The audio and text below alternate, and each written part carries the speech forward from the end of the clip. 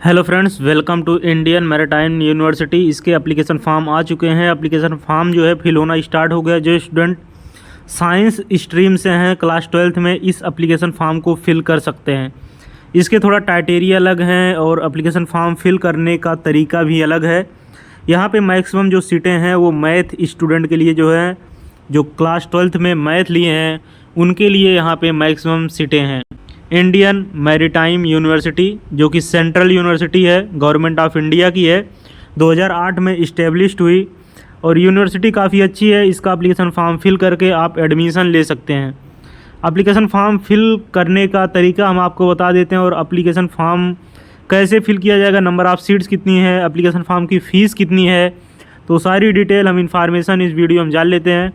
यहाँ पे एडमिशन लिखा हुआ है, एडमिशन पे आप क्लिक करेंगे, ये पेज ओपन होके आ जाएगा। फिर ब्राउज़र यहाँ पे आप डाउनलोड करके ब्राउज़र पढ़ सकते हैं। यहाँ से आप फॉर्म को अप्लाई कर देंगे।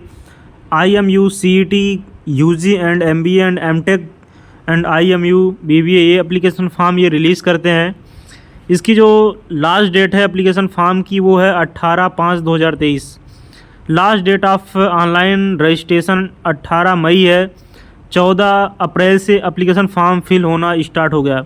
जो स्टूडेंट अप्लाई करना चाहते हैं अप्लाई कर सकते हैं। आइए हम ब्राउज़र में देख लेते हैं ब्राउज़र में क्या लिखा है, टोटल कॉलेज वगैरह कितने ऐड हैं, इन्फॉर्मेशन हम ले लेते हैं। ये एकेडमिक ब्राउज़र है 2023 का, IMU academic browser 2023 and 2024 session. समुद्री ज्ञान समुद्रम भारतीय समुद्री विश्वविद्यालय इंडियन मैरीटाइम यूनिवर्सिटी।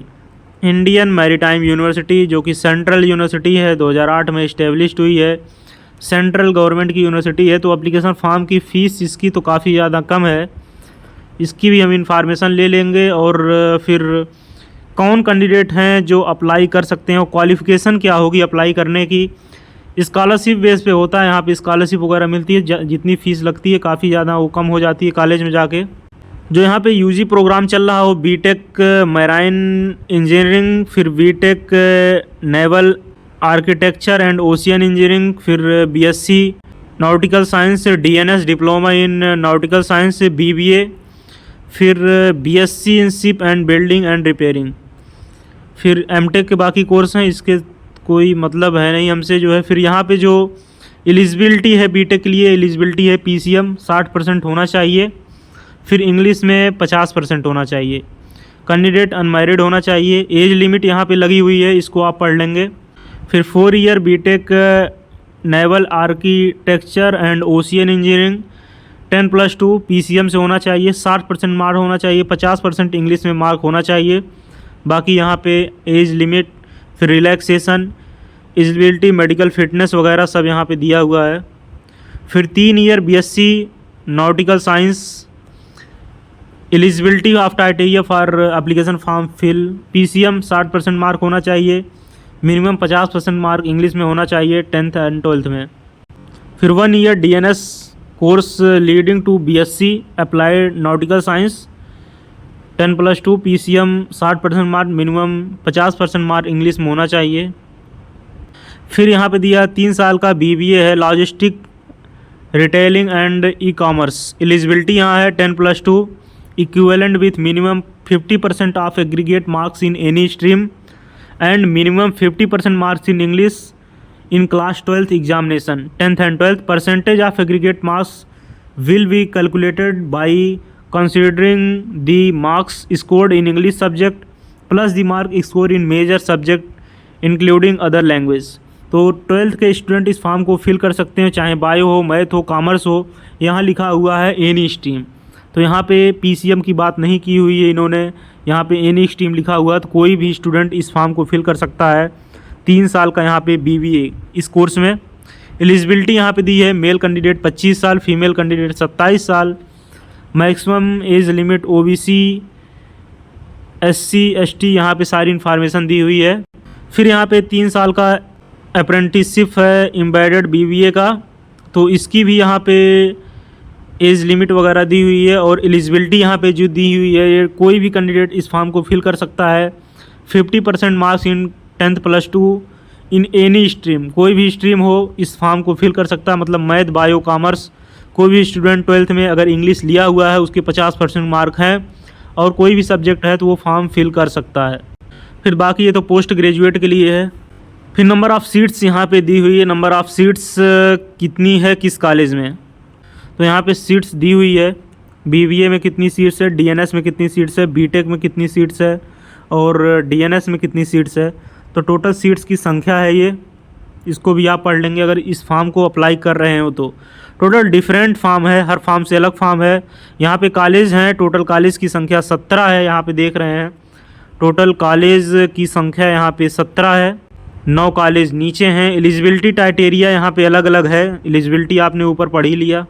यहाँ पे इंस्टीट्यूट के नाम है, कॉन्टैक्ट नंबर है, इस नंबर पे आप कॉन्टैक्ट करके इन्फॉर्मेशन ले सकते हैं। हम इस स्ट्रीम के हैं, क्लास 12th में फिजिक्स से हैं, केमिस्ट्री से हैं, बायो से हैं, मैथ से हैं या कॉमर्स से हैं, तो हम इस फॉर्म को भर सकते हैं कि नहीं भर सकते हैं, क्या क्राइटेरिया है, कितनी फ़ीस लगेगी, तो सारी इन्फॉर्मेशन कॉन्टैक्ट नंबर से आप ले सकते हैं। यहाँ पे कॉन्टैक्ट नंबर सभी कॉलेज का दिया हुआ है, टोटल जितने कॉलेज हैं कॉन्टैक्ट नंबर भी दिया हुआ है, अलग अलग जगह के जो है कॉन्टैक्ट नंबर्स अवेलेबल हैं। यूजी के भी यहाँ पे देखिए और पीजी की भी जो एंट्री मैकेनिज़्म है वो सारी यहाँ पे समझाई गई है। प्रोसेस सीईटी का, कॉमन एंट्रेंस टेस्ट का, कैंपस का पूरा बताया यहाँ पे गया है। फिर यहाँ पे जो क्वेश्चंस आने वाले हैं 200 क्वेश्चंस आएंगे। अगर IMU CET का UG under graduate technical course अगर आप कर रहे हैं तो उसके 200 क्वेश्चंस आएंगे। बाकी IMU CET MBA प्रोग्राम्स के 120 क्वेश्चंस आएंगे। तो क्वेश्चंस की संख्या यहाँ पे अलग अलग है, अलग अलग कोर्सों में। IMU CET for PG course के लिए, तो PG के लिए हम तो बात करनी नहीं है, बात जो करनी है वो UG के लिए बात करनी है। तो यहाँ पे 200 क्वेश्चंस आएंगे इसके और 120 क्वेश्चंस इस स्ट्रीम के आएंगे जो साइंस साइड के होंगे, चाहे वो बायो होंगे, चाहे कॉमर्स होंगे, मैथ होंगे। ये तो सिर्फ मैथ स्टूडेंट के लिए है। एप्लीकेशन फॉर्म की जो फ़ीस रहने वाली 200 रुपये फ़ीस रहने वाली है। जनरल OBC NCL की फ़ीस रहने वाली है 200 रुपये फ़ीस रहने वाली है। 140 रुपये फ़ीस रहेगी। SC और ST कैंडिडेट की फ़ीस रहने वाली है, वो रहने वाली है 140 रुपये। UG and PG course research program की फ़ीस यहाँ पे अलग दी हुई है। एप्लीकेशन फॉर्म की फ़ीस कोई रिफ़ंड नहीं होगी, इन्होंने यहाँ पे बता दिया है। और टोटल सेंटर्स इसके जो हैं वो टोटल सेंटर्स की संख्या यहाँ पे 86 है। यहाँ पे एक बार देख लेंगे आप सेंटर्स मैक्सिमम यूपी में सेंटर्स हम देख रहे हैं, जैसे आगरा में है, फिर इलाहाबाद में सेंटर्स है, फिर यहाँ पे अगर हम सेंटर्स की बात करें तो वाराणसी में सेंटर है, फिर यूपी में अगर हम और सेंटर्स की बात करें तो कानपुर में सेंटर है, फिर लखनऊ में भी सेंटर होगा क्योंकि लखनऊ राजधानी है यूपी की, तो लखनऊ यहाँ देखिए गोरखपुर में सेंटर है, फैज़ाबाद में सेंटर है। तो टोटल सेंटर्स काफ़ी ज़्यादा हैं। इस फॉर्म को आप भर सकते हैं अपने नज़दीकी जगह पे, नज़दीक में अपना सेंटर्स चूज कर सकते हैं, तो सेंटर्स भी काफ़ी ठीक है। बाकी इस फॉर्म को अगर प्रोसीड अगर आप कर रहे हैं, फिल कर रहे हैं, तो इस फॉर्म को एक बार फिर से आप पढ़ लेंगे, ब्राउज़र को पढ़ लेंगे और इस ब्राउज़र को हम टेलीग्राम पे भेज देंगे। ऑनलाइन फॉर्म की रजिस्ट्रेशन वगैरह सारी डेट है, कब फॉर्म फिल होगा, कब एडमिट कार्ड वगैरह अवेलेबल होगा, ये सारी डेट यहाँ पे दी हुई है, पूरा एकदम अच्छे से क्लियर किया हुआ। तो एक बार आप भी पढ़ लेंगे अगर इस फॉर्म को अप्लाई कर रहे हैं।